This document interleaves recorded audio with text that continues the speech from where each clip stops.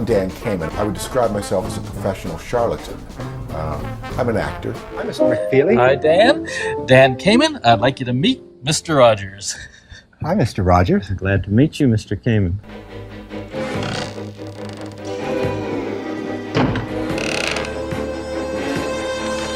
I'm a mime.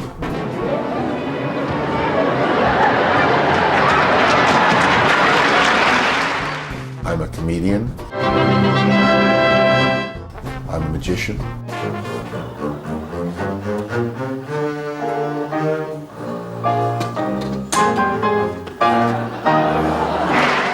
I started at age 12 as a magician, but you know, the lure of show business brought me into a larger world of theater, and essentially I've created my own world of theater. I do shows all over the world with symphony orchestras.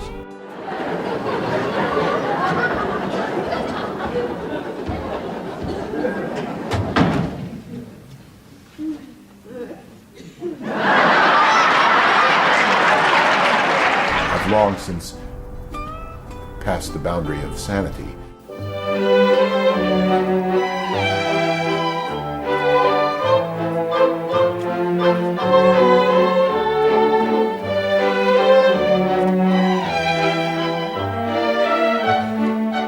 I have a good time doing it. I love making people laugh. I love seeing that first Charlie Chaplin movie I ever saw, seeing a man who could make people laugh without uttering a word, has really, you know, inspired my life. Seeing people can do magical things with coins, cards, or whatever. I've always loved fooling people, and I've always loved making people laugh. I've been very lucky in my career because I was just, you know, a kid from Pittsburgh, Pennsylvania. I went to school, I grew up in Miami, went to Pittsburgh to school, and I just liked magic, and then I liked doing illusions with mime and things, and somehow this stuff led me to meet and work with the most wonderful people like Fred Rogers. Just last week I had dinner with David Newell, Speedy Delivery, Mr. McFeely from the Mr. Rogers Show, and going out to Hollywood to train Robert Downey to be Charlie Chaplin was a highlight of my career because it was kind of full circle. I was inspired by Charlie Chaplin films.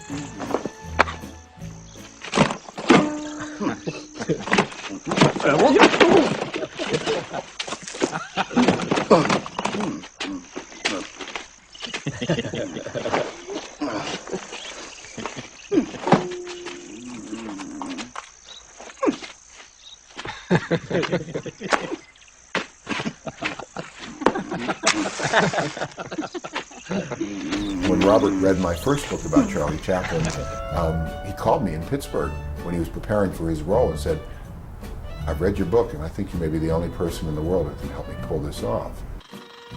Very formal, everybody.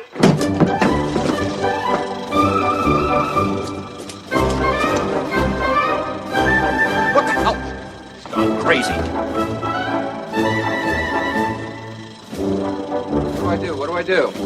Cut it. No, wait, hold it. Well, keep it going. Maybe he's not so crazy after all.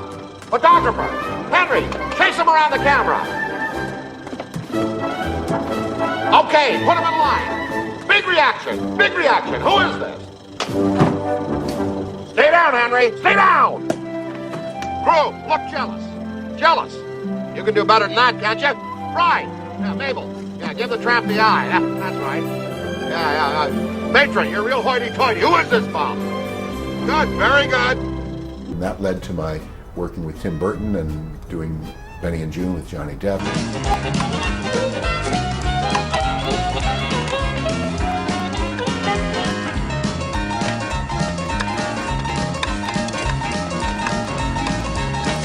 Hey, pal. I'm trying to work here, if you don't mind. Oh, my God. I said, you have to tell me how hard you're willing to work because there are things I'd like you to be doing for this movie that are going to take some time to practice. And he said, oh yeah, no problem. And he was at that time a chain smoker. And so I asked him for a cigarette and I pushed it up my nose. And he said, whoa, I have to learn how to do that.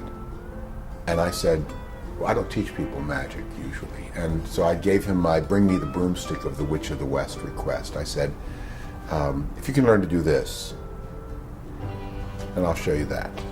or anything else you want, because this is really, there's no trick to it. It's really, it's just doing it, and it takes a lot of work.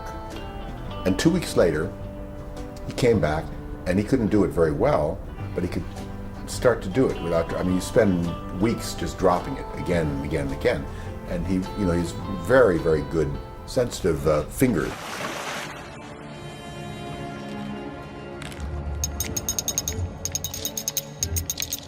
Couldn't resist, mate. I wanted him to do the thing with the rolls, which is, by the way, a bit that I stole from Charlie Chaplin from The Gold Rush.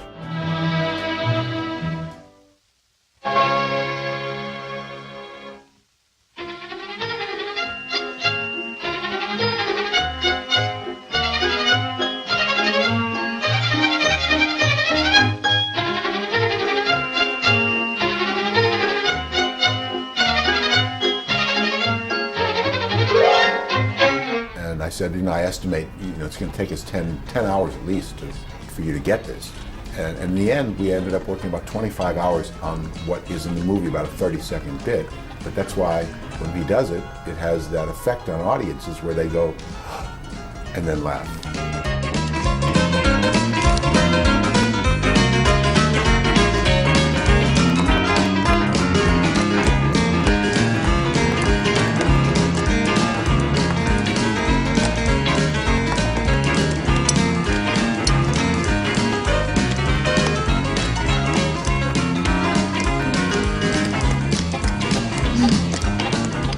Coming back to the stage, and especially to working with symphony orchestras, which I love to do, because physical comedy and mime and movement and classical music are a great combination. Hey,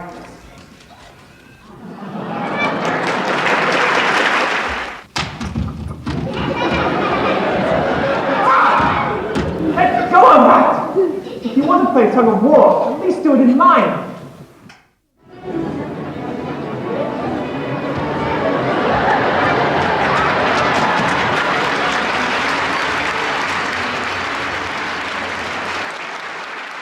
I become a gateway to the joys of classical music for children, and incidentally to the joys of physical comedy and acting and theater. So, you know, that's really what I'm about. I'm a kind of ambassador, I guess you might say, for some of these things that have pleased me so much in my life that I want to continue the tradition.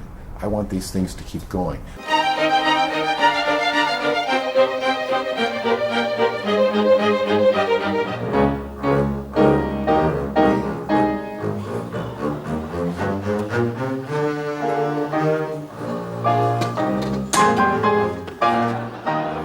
Element of communicating without words, beyond words, in addition to words, isn't going to go away. That's always going to be there. And there's something very special about laughter that comes from what you see, as opposed to just a joke you hear, which is skating on the surface of reality. Language is a surfacey thing.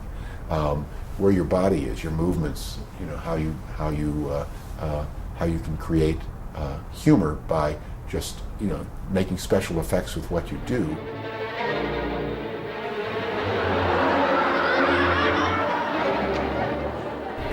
That brings it back to a place where every kid who's watching me, you know, I know is going home and showing their parents, you know, how they could do some of these cool things. They can do it. They don't have to wait till they get even a flip camera, or, you know, do it with their iPhone. You know, they can just do it live, and because what it's all about is us talking to each other.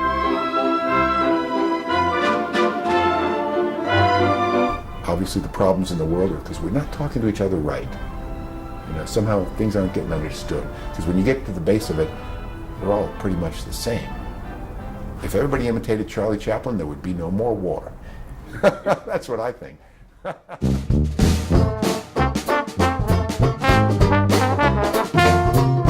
Sunrise shining, you woke me up, big lick on my face.